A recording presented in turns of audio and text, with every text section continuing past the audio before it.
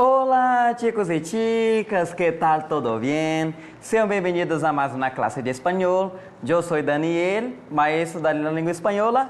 Vamos a leer el periódico? Vamos, que legal, ¿no? Entonces, muchachos, hoy vamos a hablar sobre los periódicos. Então, galerinha, hoje nós vamos trabalhar um pouco aí, né, com os textos informativos, né? Estava lendo aqui, né, me antenando nas notícias atuais. Alguém vai dizer, que mentira, professor, hoje em dia eu nunca mais vi nesses jornais impressos circulando, hoje tudo muito é digital. Verdade, galera, hoje em dia, né, eu particularmente sinto muito falta, né, de comprar esses jornais nas esquinas da cidade, né? Ler ali, ficar antenado, né? A gente comprava muito esses jornais impressos antigamente. Hoje quase não se vê, né? Tirando algumas bancas aí, acho que até aquelas poucas bancas que existiam aqui, algumas sumiram, né? E, se eu não me engano, tem uma no centro da cidade de Rio Branco, mas é só uma suposição. Mas há várias maneiras de ficarmos informados, né? E ficarmos conectados, tá, galera? Então, quando a gente fala de análise e interpretação de textos informativos, eu estou falando justamente, né, do cunho informativo, ou seja, da tipologia textual, né, que é a expositiva. Texto informativo está dentro de tipo expositivo, né, onde você expõe dados, né, você expõe as notícias, né?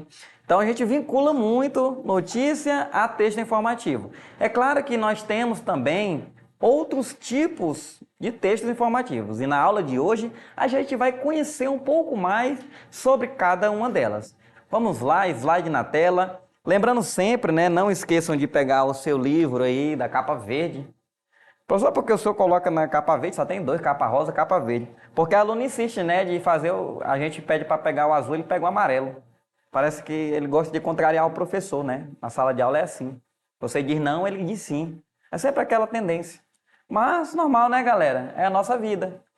Então temos um informe aí, uma notícia que chega, o meu olho já dói, já quando eu olho assim de longe, eu já fico com dor na vista. Eu nem leio, galera, não vou mentir.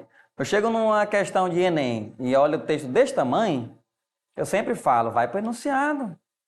Vai para o enunciado buscar pista, não vai sair fazendo aquele método da gramática tradução, tentando traduzir ali o texto. Vai gastar uns 10 minutos.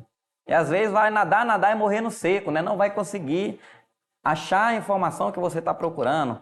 Então vai ao enunciado, né? Seja objetivo, foco, galera. O texto aborda a temática do HPV. Opa, esse termo aí, né? HPV, ele não é um termo assim isolado, que a gente nunca viu falar, né? Quando se está trabalhando educação sexual, principalmente na fase da puberdade, né? Muitos de vocês estão encerrando essa fase, outros já acabaram faz tempo, né? Outros, nem se lembram mais dessa época. Mas há uma faixa etária que a gente muito se discute essa temática, né? HPV, aí nas escolas é conversado, né? A saúde se envolve, né? Ou seja, há uma parceria entre a Secretaria de Saúde e a Secretaria de Educação, profissionais vão à escola, levam a vacina, aplica nas meninas, e agora aplica no menino também. Então, tudo isso, ele é do nosso contexto também. Quando a gente fala nessas causas, né? Por exemplo, o Covid e outras doenças, não deixa de pertencer a todos os contextos, porque é algo mundial, é algo global, tá, galera? Então, está dizendo que a temática é o HPV. Então já tem uma pista maior. Estamos falando do HPV, né, que a gente chama de papiloma vírus humano. Eu adoro esses nomes científicos, eu nunca aprendi a dizer nenhum. Ao discorrer sobre o contágio e a prevenção do papiloma humano, a autora informa o quê? Isso que eu quero saber, isso que a questão quer saber, o que é que está informando aí, né? Então a gente vai olhar os enunciados, e depois volta ao texto, aí vai fazer aquele cara crachá, né, procurando ali a informação e acerta, pronto, né, não tem erro. Então temos aí, né, vários enunciados. Vamos pular, galera? Vamos para o nosso conteúdo, porque eu sempre gosto de trabalhar assim, né? Quem está aqui comigo já desde o início, né, já estamos aí na nossa 23ª aula, de um ciclo de 30 aulas, né? Eu sempre trago o texto, trago o enunciado, a gente trabalha o conteúdo sistêmico, depois volta na questão e resolve, né? Para que isso? Para despertar em você, né, aguçar o seu senso crítico, né? Para você é como se fosse pela manhã, né? Antes de tomar café, você toma só aquele cafezinho preto para esquentar a barriga, né? Como diziam os antigos. Mas é isso mesmo, tá, galera? Então, claro que no dia da prova do Enem, você não vai ter essa oportunidade de ficar recorrendo aí a material teórico, né? Você não pode levar nada. Seu material teórico, ó, tá aqui. Mas é para isso que a gente está aqui hoje. É para você também errar. Porque o erro faz parte do processo da aprendizagem. Ninguém aprende a fazer fazendo certo desde o início. A gente erra, tá? Então faz parte do aprendizado. Agora só que assim, né? O dia de errar é hoje. No dia da prova não, né? Você tem que acertar o máximo de questões possíveis aí para poder conquistar a sua almejada vaga na universidade pública ou no ProUni, né? Ou em outras instituições, tá, galera? Então, os textos informativos são aqueles que buscam transmitir, dados sobre um tema ou um fato, né? Ou seja, essa informação é sobre um fato acontecido. Então, é por isso que a gente diz, galera, que a informação ela pertence ao texto, né, denotativo. Por quê? É o sentido literal. Eu não posso colocar como texto uma informação que não seja verídica ou que seja de cunho imaginário, né? Como antigamente aí, acho que na década de 60, aquele famoso caso do ET de Vagina, ou é Virgínia, é uma coisa assim. Então, por muito tempo, galera, você veiculou essa informação, né? Como é verídico ou não é verídico, cadê as evidências, cadê a prova? Aí manipulavam fotografias, né? Botava aquele ser cabeçudo, né? Com aqueles olhos enormes assim. E aí se fez uma alusão à imagem do ET, né? Geralmente é daqueles filmes de Hollywood da década de 70 também, né? Aquele E.T. e outros filmes que circulavam aí na mídia de ficção científica. Então, por muito tempo se vinculou esses textos como de cunho informativo, só que na verdade estavam colocando uma informação que não tinha caráter, né? Não tinha cunho realístico. Alguns vão discordar de mim, né? Outros mais antigos vão dizer, como é que tu sabe? Tu não estava lá, né? Mas enfim, galera, não ficou provado que de fato tinha um ET em Varginha, tá? Não ficou provado.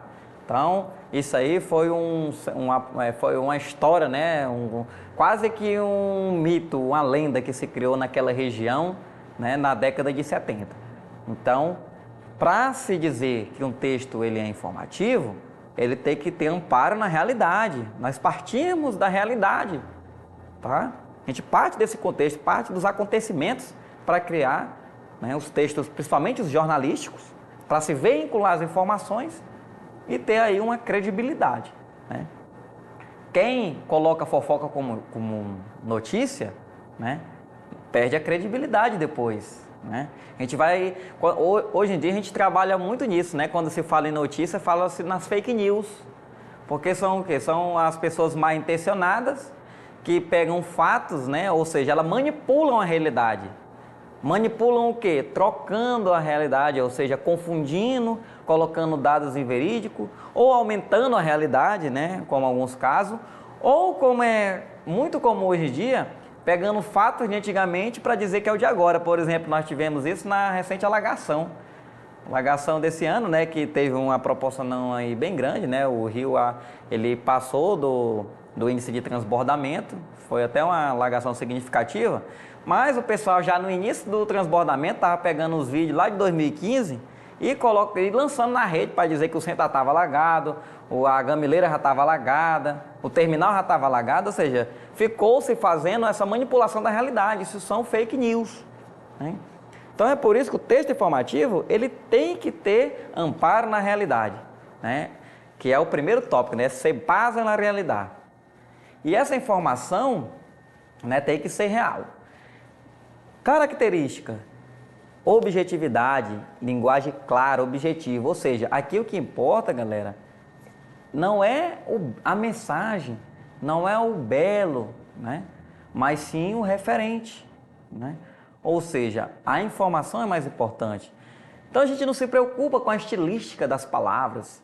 O que a gente se preocupa aqui é com a norma padrão, né? A norma culta, tá? Por quê? Porque também a gente não vai sair fazendo informação com um monte de gíria, né? Com um monte de vício de linguagem. Não, a gente usa da língua culta, mas com clareza, com objetividade, sem uso de termos rebuscados, que são aquelas palavras difíceis que eu chamo, né? Da língua portuguesa, que a gente fica 2 horas pensando ali para ver o que é que pode significar aquela coisa, né? Então, os textos informativos, eles são mais objetivos, eles são mais fáceis de compreensão, tá? Por conta dessa linguagem clara, direta, objetiva, né? Coerente, tá? Então, todos esses elementos aí são nos textos informativos. Aí nós temos os tipos de textos informativos. Trouxe 4 exemplos aí, né? Que é a carta formal, notícia, informe e memorando, tá? Então a gente costuma falar da carta formal. Galera, carta formal, né, nada mais é do que uma correspondência que você envia a alguém em caráter formal, né? Ou seja, é aquele requerimento que você envia, né, para algum setor, tá? Muitos de vocês vão experimentar isso quando ingressarem em universidade, né, onde vão ter que preencher alguns documentos, e esses documentos incluem aí alguns termos de veracidade, aquela declaração, né, de comprometimento e outros meios formais aí de você se comunicar. Então, isso é a carta formal, é você se comunicar, né, através do e-mail de maneira formal, tá? Então, são as petições, são os requerimentos, tudo aquilo que você solicita via correio eletrônico, tá? Chama-se carta formal. Aí temos a notícia, o informe, eu trabalho eles de maneira junta porque tem gente que diz que é a mesma coisa, né? Informação, informe, notícia, notícia, informe. Qual a diferença, professor? Tem diferença? Né? Tem diferença, né?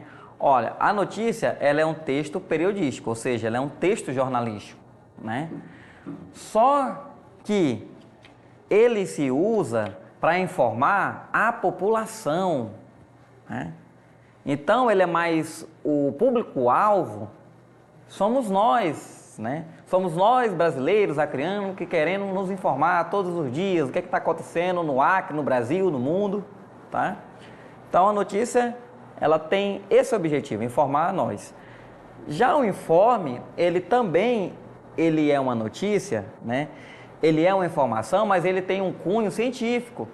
Ou seja, é aquela linguagem um pouco mais técnica, onde geralmente aparece nas reportagens como a explicação clínica, né, dos médicos, aparece dizendo, esse vírus aqui, aí vai falar aquele nome, um monte de nome difícil, ele causa isso, na cefaleia, causa mais não sei o quê.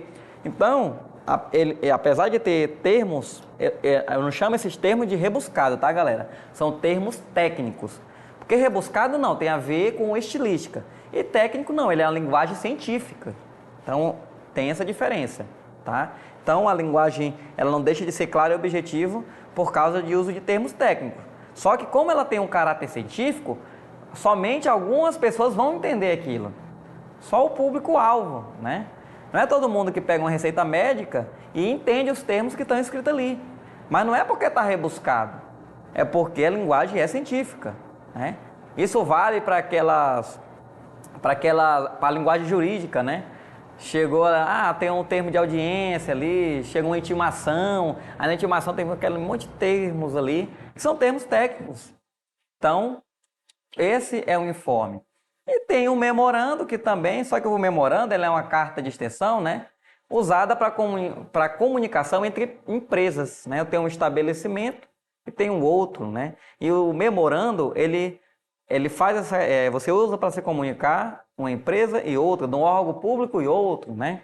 Você quer transferir um funcionário para outro setor público, você manda com ele o memorando para ele se apresentar lá. Lá naquele memorando vai ter as informações do cargo que ele vai ocupar, como ele vai ocupar, o horário que vai ocupar, né? Ou seja, são informações extremamente técnicas para as empresas manterem uma comunicação formal, né? Então, se eu tenho, por exemplo, que mudar de um setor para o outro, dentro do âmbito público, Eu não vou só ligar para ele, e aí, chefe? Não, amanhã eu vou mudar de escola, hein? Eu vou para outra escola. Não, não quero mais dar aula aqui na TV, não. Quero ir lá para a Baixada da Sobral. Agora eu vou dar aula lá no Serafim da Silva Salgado. Me coloca lá. Não, não é assim, né? Existe uma solicitação, existe depois disso uma aprovação, e depois disso você vai ser encaminhado juntamente com um memorando, tá? Então o memorando, ele faz essa comunicação entre os órgãos públicos, os setores. E aí voltamos à questão, né, galera? O texto é enorme de novo. Para resumir esse texto, galera, eu vou passar para vocês um pequeno vídeo que ele vai fazer um resumo do retrospecto do HPV, tá? Dentro do contexto da língua espanhola. E aí a gente volta com a questão para acertar. Vídeo na tela. En Prevención Salud, estamos convencidos de que para prevenir es indispensable conocer. Te contamos lo que necesitas saber sobre el virus del papiloma humano o HPV que afecta tanto a hombres como a mujeres. Existen 100 tipos de HPV y de los cuales 40 afectan a la zona genital o anal y se dividen en dos grupos. Los que se asocian a las lesiones benignas, como las verrugas y las lesiones de bajo grado. Los que pueden producir verrugas que se vinculan a las lesiones precancerosas. El cáncer más frecuente es el de cuello de útero en la mujer. ¿Cómo se transmite? El HPV se transmite por contacto sexual. Produce síntomas. No siempre. Cuando aparece, se manifiesta en forma de verrugas. Pero la gran mayoría de las veces, la infección se cura sola, sin producir ningún síntoma. ¿Cómo se puede prevenir? No existe tratamiento que cure el virus. Sí se pueden tratar las verrugas o lesiones. Existe una vacuna contra el HPV que se aplica en niñas de 11 años. En el caso de los adultos, las medidas de prevención más efectivas consisten en usar preservativo para toda relación sexual, no fumar, llevar una buena dieta alimenticia. ¿Cómo se detectan las lesiones en el cuello del útero causadas por el HPV? A través del Papa Nicolau o PAP. Si el resultado es negativo, significa que no se detectaron lesiones en el cuello del útero y las células están sanas. Sé protagonista del cuidado de tu salud. Prevención Salud. El bienestar se elige.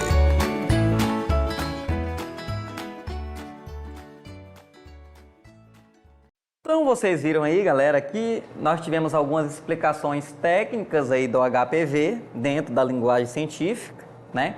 Como ele ocorre, como se manifesta, quais são os meios de contágio, quais são os meios de prevenção, tá? Nós vimos um pouco disso aí. Agora vamos para a questão, né? Então o enunciador, ele diz aí, ou ele quer saber, né, que a autora informa que o vírus faz o quê? Estudado pela Academia Americana de Pediatria por seus efeitos em crianças. Será que é isso, galera? Vamos já conferir no texto, né? Responsável pelo aumento de casos de câncer na população jovem mexicana.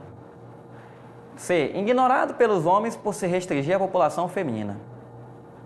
Letra D. Combatido por vacinas que devem ser aplicadas tanto em mulheres quanto em homens. E a letra E. Classificado como um problema superável pelas facilidades com que se enfrenta a infecção. Vamos para o texto, né, galera? Olha a resposta, a colazinha ali surgindo. Então, olha lá o título, né? El virus del papiloma humano também é um problema de... Opa! Então, galera, lembra que a gente trabalhou na associação entre tema e título? Foi uma das nossas primeiras aulas, que o título, ele diz muito, né? Porque ele é o convite para o texto. Então, se você já vê de cara no título que diz que, olha aqui, ó, seu machão, papiloma também é um assunto de homem, não é só de mulher não, né? Por que que ele faz isso, será? Porque antigamente muito se falava que HPV era problema de mulher, né?